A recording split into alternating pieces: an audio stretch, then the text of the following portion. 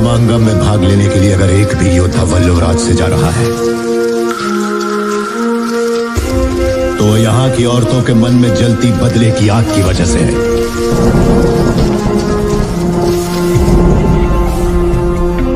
ऐसी ही वीरांगनाओं की कोख से मैंने और तुमने जन्म लिया है।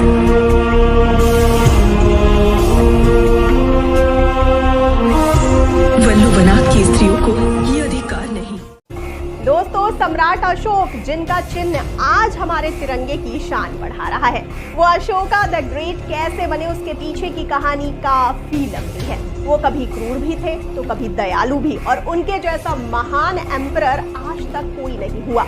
वो मौर्य साम्राज्य के तीसरे सम्राट थे जिन्होंने 268 से 232 BCE के दौरान राज किया और राजवंश के सबसे प्रसिद्ध और सफल शासक और पहले भारतीय सम्राट बने जिन्होंने लगभग पूरे उपमहाद्वीप पर शासन किया, जो पश्चिम में वर्तमान अफगानिस्तान से लेकर पूर्व में वर्तमान बांग्लादेश तक फैला हुआ है, जिसकी राजधानी पाटलिपुत्र है। साथ ही महान सम्राट अशोक ने प्राचीन एशिया में बौद्ध धर्म के प्रचार और प्रसार करने में भी एक बड़ा रोल प्ले किया था। सम्राट अशोक बिंदुसार के पुत्र थे और मौर्य राजवंश के संस्थापक चंद्रगुप्त मौर्य के पोते थे। अपने पिता के शासनकाल के दौरान उन्होंने मध्य भारत में उज्जैन के राज्यपाल के रूप में कार्य किया। कुछ बौद्ध ग्रंथों के अनुसार उन्होंने तक्षशिला में एक राजकुमार के रूप में एक विद्रोह को भी दबा दिया और अपने पिता की मृत्यु के बाद सिंहासन पर बैठने के लिए अपने भाइयों को मार डाला। कहा जाता है कि उन्होंने अपने 100 भाइयों को मारा था, लेकिन इस बात का कहीं कोई सबूत नहीं है। अशोक के शिलालेखों में कहा गया है कि अपने 8वें शासनकाल यानी C 260 ईसा पूर्व के दौरान उन्होंने एक बड़े ही क्रूर युद्ध के बाद कलिंग पर विजय प्राप्त की और युद्ध के कारण हुए विनाश ने उन्हें हिंसा पर पश्चाताप करने के लिए प्रेरित किया। कलिंग क्षेत्र में पाए गए उनके शिलालेखों में यह भी बताया गया है कि अशोक ने कलिंग के लोगों के सामने अपने पश्चाताप को स्वीकार करना राजनीतिक रूप से अनुचित माना था। अशोक ने बाद में खुद को धम्म या धर्मी आचरण के प्रचार के लिए समर्पित कर दिया, जो कि उनका प्रमुख विषय बन गया था। अशोक के शिलालेखों के अनुसार बिंदुसार अशोक को उसकी ब्लैक स्किन की वजह से नापसंद करते थे। एक दिन बिंदुसार ने तपस्वी पिंगला वत्सजीव, जो एक महान बौद्ध तपस्वी थे, उनसे यह निर्धारित करने के लिए कहा कि उनके पुत्रों में से कौन उनके उत्तराधिकारी होने के योग्य था, और उसके बाद उन्होंने तपस्वी की सलाह पर सभी राजकुमारों को स्वर्ण मंडप के बगीचे में इकट्ठा होने के लिए कहा। अशोक जाना नहीं चाहते थे क्योंकि वो जानते थे कि उनके पिता उन्हें नापसंद करते हैं, लेकिन उनकी मां ने उन्हें वहां जाने के लिए मना लिया। जब मंत्री राधा गुप्त ने अशोक को राजधानी से बगीचे यानी स्वर्ण मंडप जाने के लिए निकलते देखा तो उन्होंने यात्रा के लिए राजकुमार को एक शाही हाथी दिया। बगीचे में पिंगला वत्सजीव ने राजकुमारों की जांच की और महसूस किया कि अशोक अगला राजा होगा, लेकिन वो जानते थे कि बिंदुसार अशोक को पसंद नहीं करते और उन्हें नाराज करने से बचने के लिए तपस्वी ने उत्तराधिकारी का नाम बताने से इनकार कर दिया। इसके बजाय उसने कहा कि जिसके पास सबसे अच्छे पर्वत, आसन, पेय, पात्र और भोजन होगा वही अगला राजा होगा। और हर बार उसने घोषणा की कि अशोक हर एक कसौटी पर खरा उतरा है। बाद में उस तपस्वी ने अशोक की मां से कहा कि उसका बेटा अगला राजा होगा और उसकी सलाह पर बिंदुसार के क्रोध से बचने के लिए उस तपस्वी ने राज्य छोड़ दिया। दोस्तों, कई सारी किंवदंतियों में ये कहा गया है कि बिंदुसार ने अशोक के बदसूरत होने की वजह से उन्हें नापसंद तो किया ही, लेकिन साथ ही उसमें यह भी कहा गया कि बिंदुसार ने अशोक को तक्षशिला में एक विद्रोह को दबाने और उज्जैन पर शासन करने जैसी महत्वपूर्ण जिम्मेदारियां भी दी थी। इससे ये पता चलता है कि बिंदुसार राजकुमार अशोक के अन्य गुणों से प्रभावित थे, और साथ ही कई एक्सपर्ट्स ऐसा कहते हैं कि उन्होंने ऐसा इसलिए किया ताकि वो अशोक को शाही राजधानी से दूर रख सके, ताकि उन्हें अशोक का बदसूरत चेहरा ना देखना पड़े।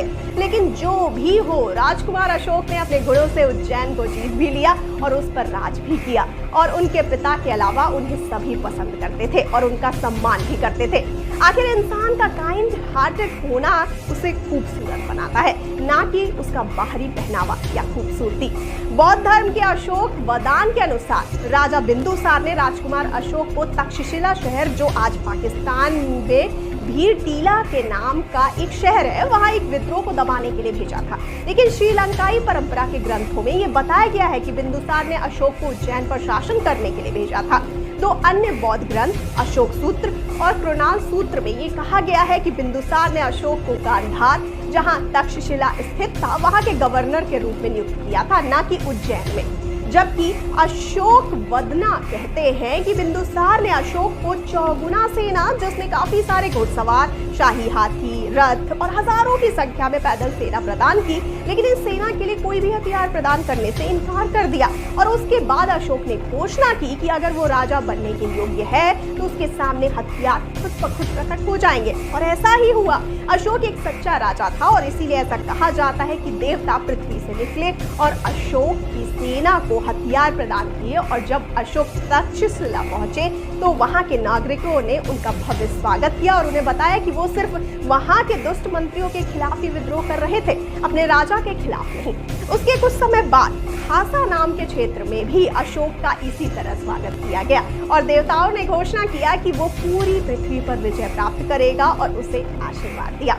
तक्षशिला एक समृद्ध, काफी बड़ा और प्रभावशाली शहर था और ऐतिहासिक बातें ये भी साबित करती हैं कि अशोक के समय तक उसे उत्तरापथ व्यापार मार्ग के जरिए मौर्य राजधानी पाटलिपुत्र से अच्छी तरह से जोड़ा गया था। हालांकि किसी भी समकालीन स्रोत में तक्षशिला विद्रोह का उल्लेख नहीं है और ना ही कहीं ऐसा लिखा गया है कि वो वहां का दौरा करने गए हैं, लेकिन अशोक के एक शिलालेख से इसकी पुष्टि की जा सकती है जो वहां की पौराणिक भाषा में लिखा गया था और उसमें अशोक को प्रियदर्शी नाम दिया गया है और साथ ही उन्हें एक धर्म राजा का नाम भी दिया गया है। और उसके साथ ही देवताओं द्वारा चमत्कारिक रूप से अशोक के लिए हथियार लाने की कहानी भी इसी शिलालेख में है, जिसके अनुसार देवताओं ने अशोक की मदद इसलिए की क्योंकि उनके पिता बिंदुसार, जो अशोक को नापसंद करते थे, वो चाहते थे कि अशोक तक्षशिला में विफल हो जाए। लेकिन देवता जानते थे कि अशोक एक सच्चा राजा है जो पूरी पृथ्वी पर राज करने की काबिलियत रखता है। दोस्तों, बौद्ध धर्म के एक महावंश के अनुसार बिंदुसार ने अशोक को वर्तमान उज्जैन, जिसे पहले उज्जैनी कहा जाता था, वहां का गवर्नर बनाया था, जो मध्य भारत का एक महत्वपूर्ण केंद्र था जहां हर तरह के व्यापार होते थे और आसपास के राज्यों और विदेशों से भी लोग वहां व्यापार करने आते थे। मध्य भारत में मील सारू मारू शिलालेख में कहा गया है कि अशोक ने एक राजकुमार के रूप में उज्जैन का दौरा किया था। अशोक के स्वयं के शिलालेख में उनके शासनकाल के दौरान उज्जैन में उनकी उपस्थिति का उल्लेख है, जो इस बात का समर्थन करता है कि उन्होंने उज्जैन में गवर्नर के तौर पर काम किया था। दोस्तों, पाटलिपुत्र अशोक के समय में कई मार्गों से उज्जैन से जुड़ा हुआ था और रास्ते में अशोक के दल ने रूपनाथ नाम के एक शहर में डेरा डाला होगा, जहां से उनका शिलालेख पाया गया है। श्रीलंकन परंपरा के हिसाब से अशोक ने विदिशा का दौरा किया, जहां उन्हें उज्जैन जाते समय खूबसूरत लड़की से प्यार हो गया और दीपम वंश और महावंश के अनुसार वो लड़की का नाम देवी था, जो वहां के एक व्यापारी की बेटी थी। महाबोधि वंश के अनुसार वो विदिशा की महादेवी थी और गौतम बुद्ध के शाक्य वंश से संबंधित थी। महावंशा में कहा गया है कि देवी ने उज्जैन में अशोक के बेटे महेंद्र को जन्म दिया और 2 साल बाद संमित्र नाम की एक बेटी को जन्म दिया।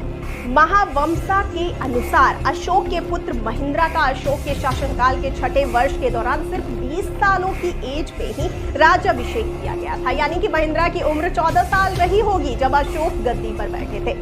लेजेंड से पता चलता है कि अशोक एक क्राउन प्रिंस नहीं थे और कई सारे ऐसे लोग थे जो उन्हें सिंहासन पर नहीं देखना चाहते थे, जिसमें उनके पिता बिंदुसार का नाम भी शामिल है।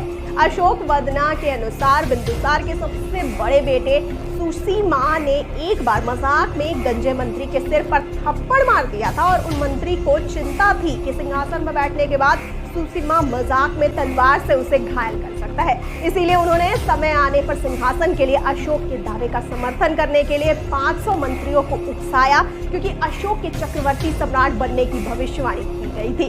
कुछ समय बाद तक्षशिला ने फिर से विद्रोह किया और बिंदुसार ने विद्रोह को रोकने के लिए सुसीमा को भेजा। कुछ ही समय बाद बिंदुसार बीमार पड़ गए और वो कभी भी दम तोड़ सकते थे।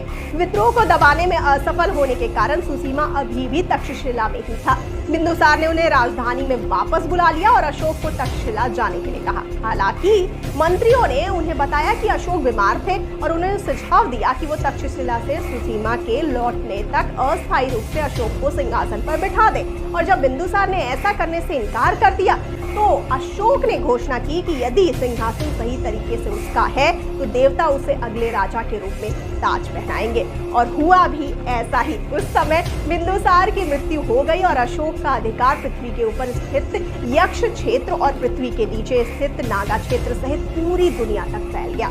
जब सुसीमा राजधानी में लौटे तो अशोक के राजमंत्री राधागुप्त ने उसे चारकोल के एक गड्ढे में गिरा दिया और सुसीमा की दर्दनाक मौत हो गई। उसका सेनापति भद्रा एक बौद्ध भिक्षु बन गया। तो वहीं महावंशा कहता है कि जब बिंदुसार बीमार पड़ा तो अशोक उज्जैन से पाटलिपुत्र लौट आया और राजधानी पर अपना नियंत्रण हासिल कर लिया। और अपने पिता की मृत्यु के बाद अशोक ने अपने सबसे बड़े भाई की हत्या कर दी और सिंहासन पर बैठ गया। साथ ही ये भी कहा गया है कि उन्होंने अपने 99 भाइयों को मार डाला, जबकि दीपवंश कहता है कि उसने अपने 100 सौतेले भाइयों को मार डाला और 4 साल बाद उसका राज्याभिषेक हुआ। जबकि काफी सारे एक्सपर्ट्स इस बात को नहीं मानते हैं, क्योंकि अशोक का राजा बनना तो तय था, क्योंकि भविष्यवाणी के हिसाब से वही एक सच्चे और नेक राजा थे। श्रीलंकन ग्रंथ महावंशा और दीपवंश के अनुसार अशोक ने गौतम बुद्ध की मृत्यु के 218 साल बाद सिंहासन संभाला और 37 वर्षों तक शासन किया। और अशोक जैसे एक सच्चे और नेक राजा की कहानी पर बेस्ड हो सकती है एस.एस. राजमौली की आने वाली फिल्म बाहुबली 3 की कहानी। तो दोस्तों, आपको क्या लगता है, कैसी होगी उनकी ये आने वाली कहानी? हमें जरूर बताइए कमेंट सेक्शन में। और जाते जाते इस वाले वीडियो को कर दीजिए लाइक और शेयर और चैनल को सब्सक्राइब करना बिल्कुल ना भूलिए। और मुझे यानी श्रुति को दीजिए इजाजत। नमस्कार।